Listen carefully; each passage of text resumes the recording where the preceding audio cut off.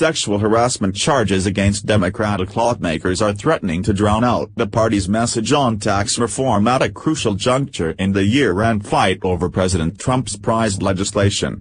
Democrats had hoped to use this week to drive opposition to the GOP's tax code overhaul, which they say showers benefits on corporations and the wealthy at the expense of the middle class.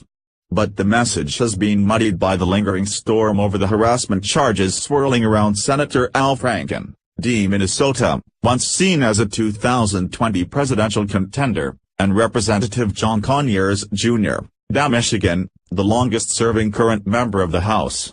The saga has become a big distraction, in the words of House Minority Leader Nancy Pelosi, D. California, who spent much of last week's holiday recess negotiating for a quick resolution with Conyers and other top Democrats, including Minority Whip Steny Hoyer, MD, and leaders of the Congressional Black Caucus, CBC, of which Conyers is a founding member. The talks led Conyers, while maintaining his innocence, to step down as ranking member of the powerful Judiciary Committee pending an investigation by the House Ethics Panel. But Pelosi complicated her own message by characterizing Conyers as an icon with a long history championing legislation to protect women, a defense too strong for the ears of some listeners. She also appeared to cast doubt on those accusing Conyers of harassment, dodging a question about whether she believed his accusers by stating that it was something for the Ethics Committee to review. "I don't know who they are," Pelosi told NBC Meet the Press host Chuck Todd at one point during an interview Sunday. "Do you? They have not come forward."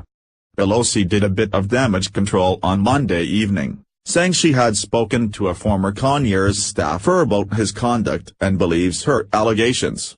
Miss Melanie Sloan told me that she had publicly discussed distressing experiences while on his staff.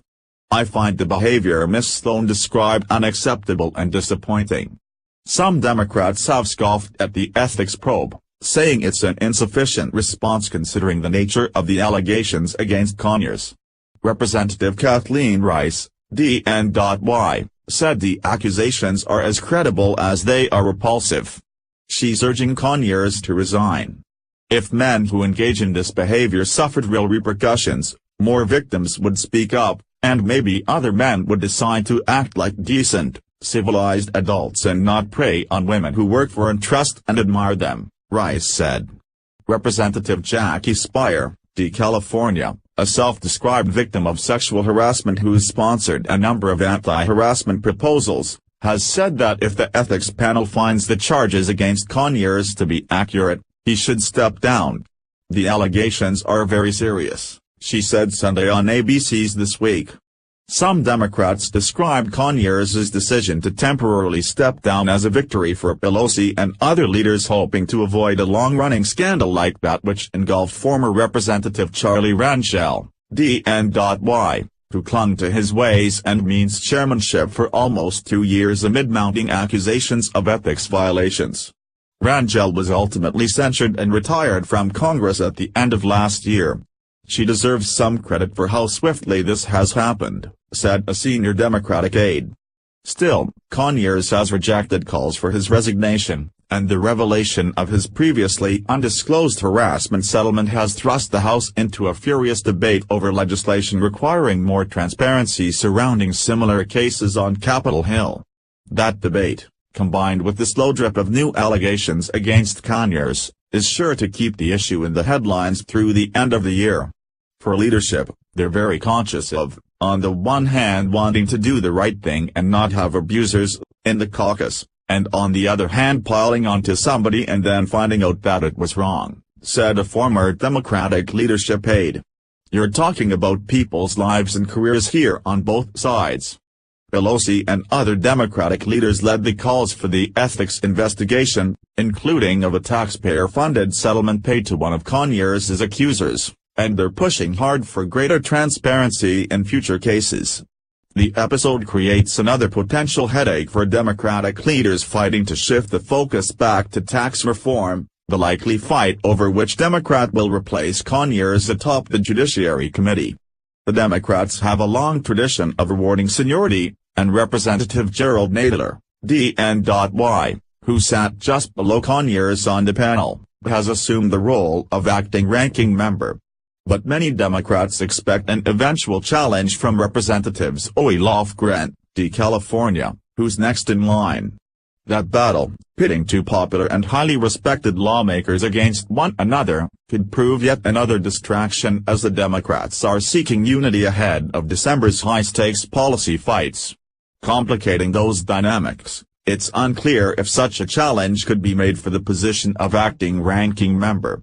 The caucus rule is clear: when lawmakers are indicted, retire or die, but there's no specific policy governing such a challenge, while the former senior Democrat awaits the outcome of an ethics probe. It's murky, the senior Democratic aide said. There's no precedent for the Conyers situation.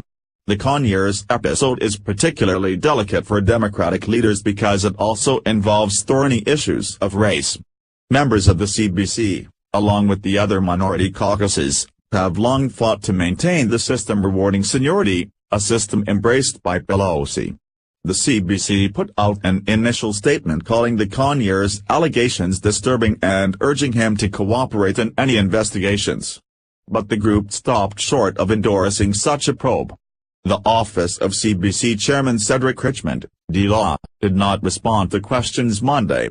It's a really tricky position that's complicated even more by relationships and personalities, said the former leadership aide.